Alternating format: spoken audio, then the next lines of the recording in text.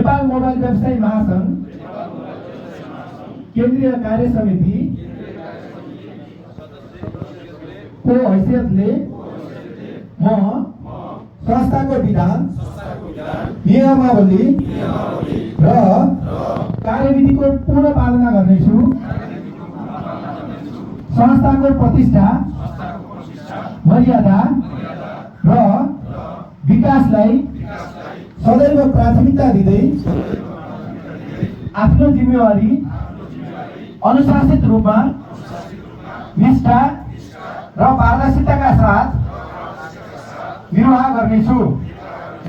संस्थाको हितलाई ध्यान दिँदै संस्थाका सबै सदस्यहरूबीच सहकार्य, समन्वय र आपसी सम्मानको भावनाबाट लक्ष्य प्राप्त हुन्छ भन्ने कुरामा म विश्वास राख्दछु।